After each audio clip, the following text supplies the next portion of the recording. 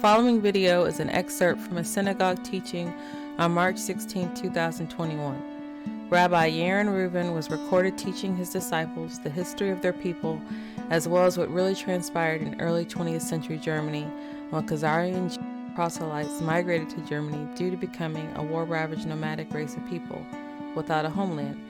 The rabbi also depicts the sexual perversion and financial corruption his people brought to the German people, which ultimately led to the 1929 German Great Depression.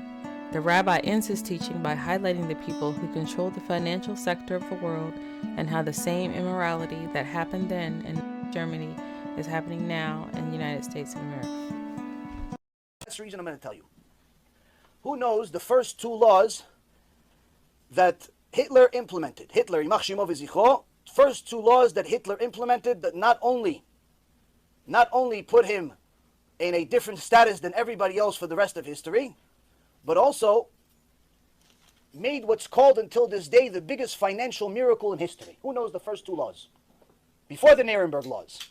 Before that, we're talking about years before it. Hitler first comes into power. What's the first two laws? Okay, I'll save you the time. Rule number one, no more pornography. No more homosexuality. None of that garbage. Not allowed. Berlin, in the 30s, in the 20s, was the Sodom and Gomorrah of the day.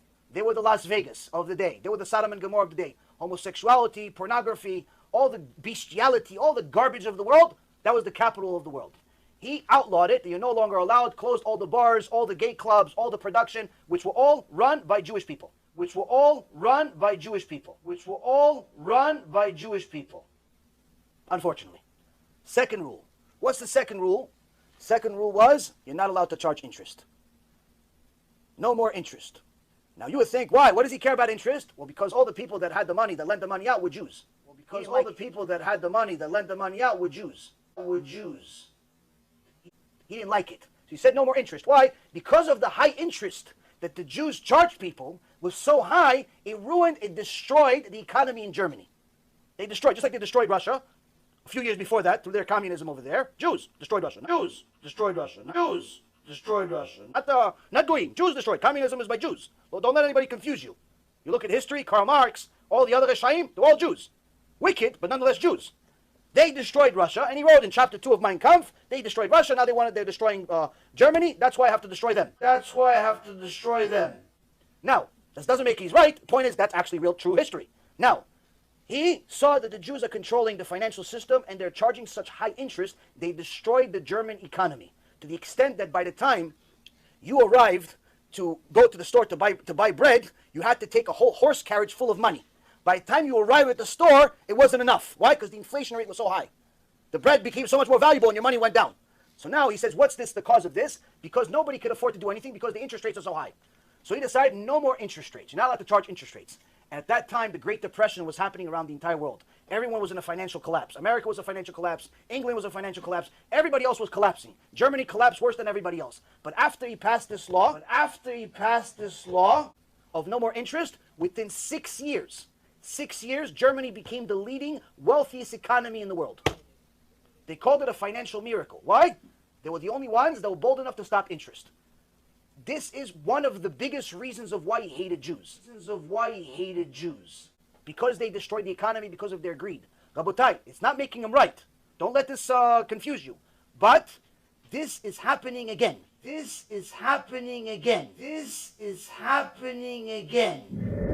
But you'll see what happens. And you'll see that all of a sudden the 6 million Jews that are in America, that feel comfortable, that are sometimes in government, that are sometimes in politics, that are running big businesses, and so on and so forth, that are sometimes in government, that are sometimes in politics, that are running big businesses, and so on and so forth. Guess what? Same exact thing happened in Germany. We were in politics, we were in business, we were prospering, we were great.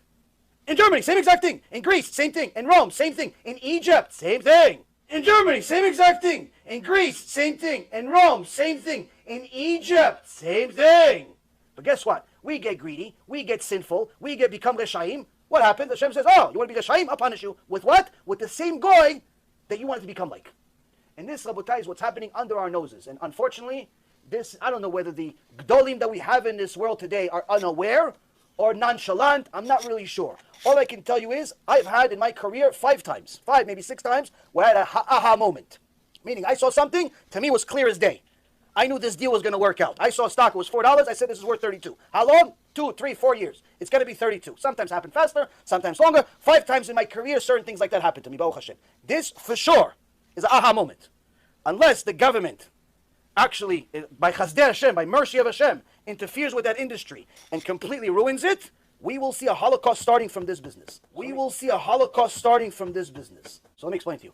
I'm an honest person, so I don't beat around the bush. I'm going to tell you things as they are. I was on Wall Street for 16 years. I had my own firm. I know a little bit more about the financial business than any rabbi in the world. Why? I was on Wall Street. Before I was a rabbi, I was on Wall Street.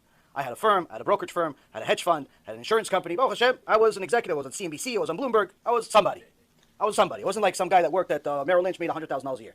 You did an $85,000 deal where you lent somebody $85,000. I made $1.6 million for myself in one day. I made $1.6 million for myself in one day. So there's a little bit of experience that came with it to get to that point. Now, so what I'm trying to explain to you is that it's not a matter of what's the deal, what's the profit, what's the commission, what's the company, what's the industry. It's a matter of what's right, what's wrong, what's allowed, what's not allowed. Now, a Jew, first and foremost, is never allowed to lend another Jew money with interest. With interest. Now, the exception is if the Jew that's borrowing the money is a mechalel Shabbat, you're allowed to charge him interest, but they still do not recommend it, because if that Jew does tshuva, you have to pay him back all the interest. But needless to say, you're not allowed to lend the average Jew that keeps Shabbat money and charge him interest. That's rule number 1. So that means that any Jew that you deal with, even if you don't know he's a Jew, which most likely you'll run into, because sometimes John Cohen is a Jew, John Cohen is not a Jew. So you're not really going to know. It's not on the application to say, Mr. John, are you a Jew or not? You're not allowed. Mr. John, are you a Jew or not? You're not allowed, because he'll put you in jail. So you don't know if he's a Jew or not. So that means that every day you have a 50-50 chance of losing Olam Haba. Every day. Who wants to be in such a business? That's number 1.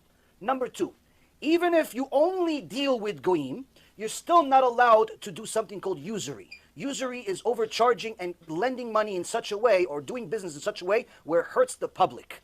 When you charge somebody an interest that is drastically above the norm being bank rates, regular bank rates, and what's legally allowed according to the law, when you charge them such an interest rate that it becomes very difficult, to the extent of almost impossible for the average person to pay it back, you are now in a business where you're taking advantage of people. If he can go to Wells Fargo and get the same loan for 8%, and you're charging him 80%, it doesn't matter that you're not 300%. Even if the average was 8 and you were 15, you are in a problem.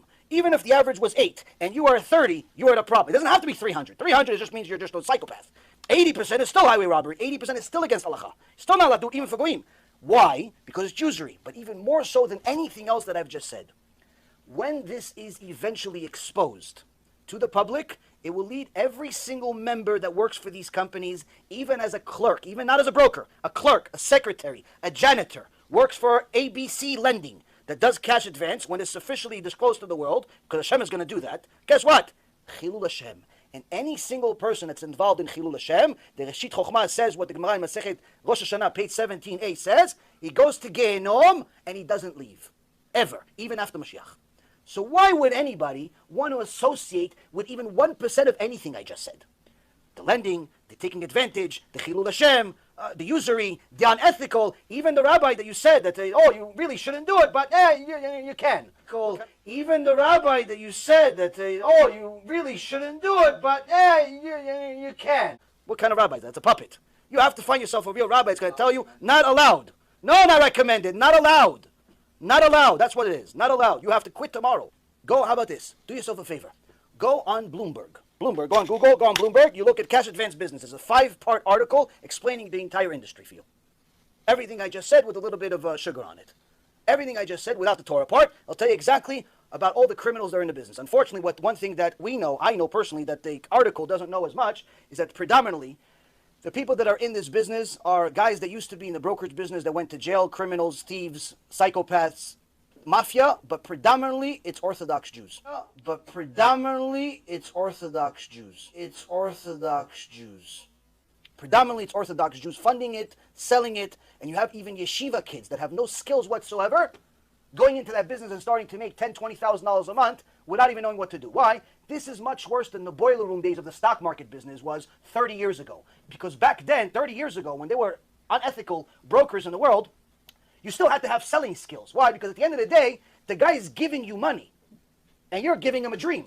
Here, you're the one giving him the money. There's no selling. You don't have to do anything. Why? He's the one calling you, asking you, please lend me money. He doesn't know that he's signing a death sentence. He doesn't know that he's about to lose everything he has if you're crooked, if you wink the wrong way, if you have a bad memory, if your alarm doesn't go off. He doesn't know any of that stuff. He thinks, no, you're Joe, my friend. Joe calls me every Tuesday until we close the deal. Guess what? Joe's no longer in a deal after you sign.